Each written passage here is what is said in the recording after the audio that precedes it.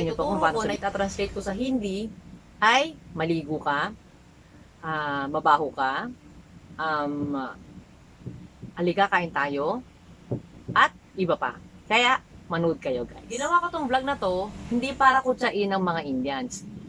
Okay? Ito ay para makatulong ako sa easier way of communication sa kanila. Kasi most common na napapansin ko ay ang magkakasama sa ibang bansa ay ang Filipino at Indians. So, may mga magkakaibigan na ganito, Filipino and Indians relationship. So, yun.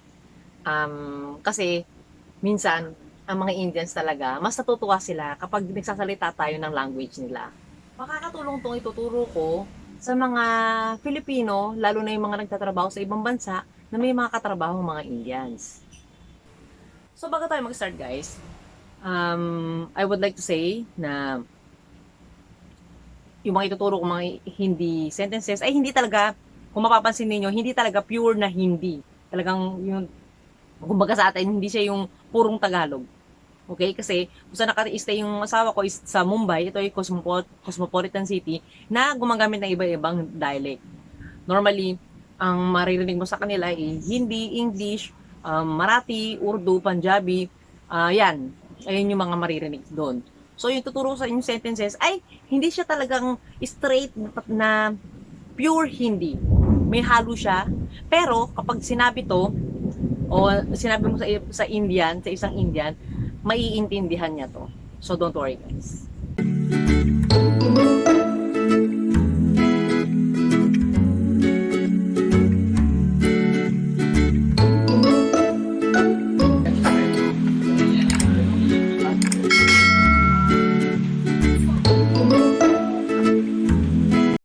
Assalamualaikum guys! Welcome back to my channel, Transparency Vlogs. Kumusta kayo guys? Inshallah nasa mabuti kayong kalagayan. Lagi ko pinapaalala sa inyo na huwag kalimutan pasalamat sa araw-araw na buhay na binigyan sa atin ng Diyos. Don't forget to say Alhamdulillah all the time.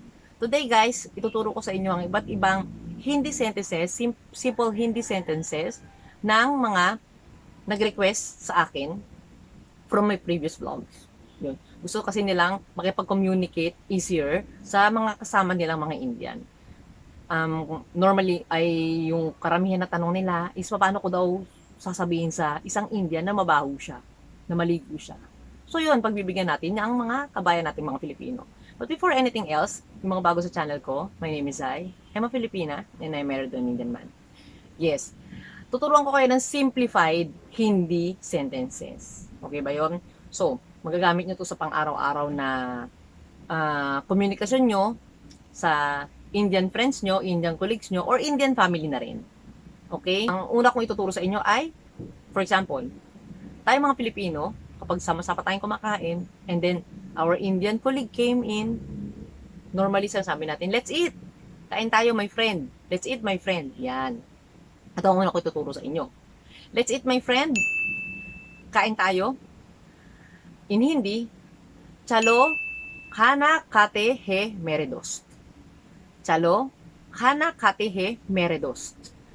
Chalo means let's go. Khana means food. So, yun nga. Khate hai mere dost. Dost is friend. Okay? Bilis lang, di ba? Let's eat, my friend. Kain tayo, kaibigan. Chalo khana khate hai mere dost. Di ba? Madali lang siya. Yung mga gusto magpa-translate pa guys, mag-comment na kayo sa baba kung ano yung mga gusto nyong sabihin sa mga Indians. And me and my husband will try our best to translate it for you guys sa next vlogs namin. Okay? Huwag nyo kakalimutan yan. So again, let's eat my friend. Kain tayo, kaibigan. Chalo, kana, katehe, meredos. Yes. And kapag kunyari kakayaan tayo maglaro sa labas, ito para sa mga may mga roommates na Indians, di ba? Madalas tayo magsabi ng, tara, liga na, let's go out. Ganon. Ganito sasabihin nyo, tara, labas tayo, let's go out. Ang sasabihin nyo, in Hindi ay is, chalo, bahar, chalte hai. Chalo, bahar, chalte hai. Okay? Chalo, bahar, chalte hai. Chalo means let's go, bahar is outside. Chalte hai. Okay? Yun, madali lang siya, di ba? Tinuturo ko to guys. Itong Hindi, lilinawin ko lang sa mga hindi pa masyadong nakakaalam na ang India ay isang napakalaking bansa at binubuo ito ng maraming dialects. Parang Pilipinas din, marami. May Kabampangan, may Ilocano, may Bisaya, yan. Sila din marami silang ganun. Pero ang hindi na tinuturo ko sa inyo ay ito yung main language nila doon, main dialect nila sa India. Ang Hindi ay parang Tagalog sa atin sa Pilipinas. So yun. Pero ito talaga, mas marami nakakaintindi ng Hindi. Okay? So, ano ba yun? Let's go out. Yun. Chalo, bahar, chalte he. Okay. Ito naman. Gusto nyo magpa-impress? Kunyari, pinagluto kayo ng asawa ng Indian friend nyo or nanay ng Indian friend nyo or bago lang kayo sa India tapos may nagpakain sa inyo ng Indian family. Tapos sabihin nyo, ma-appreciate nyo yung Indian food na masarap ang Indian food. Indian food tastes good. Indian food tastes delicious. Ito, ang sasabihin nyo in Hindi. Okay? Indian खाना बहुत स्वादिष्ट है. Indian खाना बहुत स्वादिष्ट है. Okay? Masarap ang Indian food. Indian food tastes good.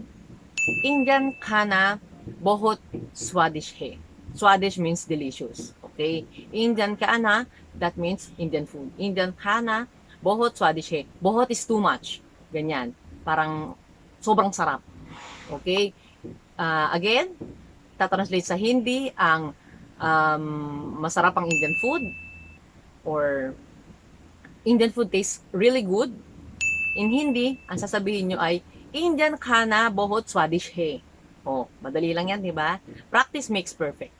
And, ito, lagi ko sinasabi, tuwing pupunta kami sa India, tuwing kahit saan, sinasabi ko to, at kayo pwede rin ninyo sabihin, kapag once na nakarating na kayo sa India, o gusto nyo sabihin na sa Indian friend nyo, na nakarating na kayo doon, and you love India, ang sasabihin nyo, I love India, mahal ko ang India, ang sasabihin nyo in Hindi, kung kayo ay babae, ang sasabihin nyo ay, मैं India se प्यार करती हूँ.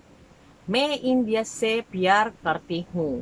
Karti, kapag ikaw ay female, karta, pag ikaw ay lalaki. Okay? Sabihin nyo, I love India. मैं India se प्यार करती हूँ. Kapag ikaw ay babae. Kapag ikaw ay lalaki, मैं India se प्यार करता हूँ. Karta. Okay? Huwag nyo kakalimutan yan. Karta, lalaki, kapag ikaw ay nagsasalita. Karti, pag babae, kapag babae nagsasalita. Again, I love India. Mahal ko ang India. Sasabihin nyo is, मैं India se प्यार करती हूँ. मैं India se प्यार करता हूँ. Yan. I hope hindi kayo nalilito. Mag-comment yung mga nalilito sa baba. Okay ba yon? Ito na. Ang tatlong sentences na natitira na atat kayong malaman. Ang dami-dami request ito. Paano nga ba natin sasabihin sa kapwa nating Indian or sa colleagues natin na Indian, na mabaho siya. Mabaho ka. You smells bad. Ayoko dapat sabihin to, pero sinasabi ko to para lang mapadali ang inyong komunikasyon. Hindi ko sinasabi to, hindi ko tinuturo sa inyo to para maging gawin nyo para manukso. Hindi. Gusto kong kasi maraming sasabi na mabaho ngayon mga Indians. So, para matigil na tong gulong to, sabihin nyo na mabaho sila. Okay? Para alam nila. Hindi yung pinagtitismisan nyo sila nang hindi wala silang kaalam-alam. Imbis na tulungan natin, pinagtatawanan pa natin. So, kaya tuturo ko sa inyo to kung paano sabihin. Mabaho ka, you smells bad. Apse, badbu आ रही है. Apse, badbu आ रही है. Okay? Madali ba yon? Again, babagalan natin.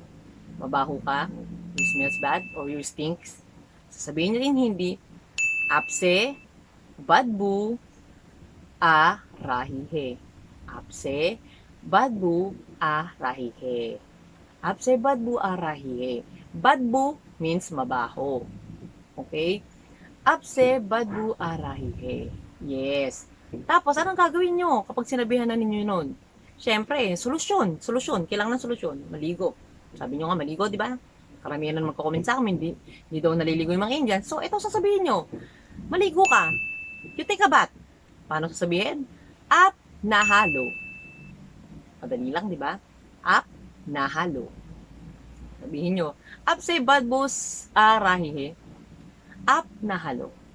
O, di ba? Okay ba yon? Up nahalo. Maligo ka, you take a bath. up na halo. O after na mamaligo, syempre, pupurihin nyo sila. Mabango na sila. O, hindi na sila badbo. They're not badbo anymore. So, kushbu. Kushbu, mabango na. So, ang sasabihin nyo is, apse kushbu arahihe. Apse kushbu arahihe. O, medyo hindi fluent yung pagkakasalita ko. Pagpasensya na ninyo guys, hindi ako fluent mag-Hindi. Pero I'm trying my best para ma-explain sa inyo ng maayos, mabagal, and malinaw. Okay? Mabaho ka? Apse badmo arahihe. Maligo ka? Ap na halo. Mabango ka? Apse kushbu arahihe. O di ba? Okay ba 'yon? So yun guys. Sana may natutunan kayo ngayon sa channel ko. Huwag niyong kakalimutan, kung gusto niyo may pa-translate pa, ilagay lang ninyo sa comments box, sa baba. At ako at ang mahal kong asawa, ang magtatry ng mag-translate sa inyo ng the simplest way in Hindi sentence. Okay? Ayan, again, my name is Zai. Lagi kong sinasabi, mahal ko ang India. I love India. And, may India se pyar karte hoon. Yun. So, till here na lang guys. Till our next vlog. My name is Zai. Don't forget to like, share, and subscribe to my channel. Okay guys? Bye!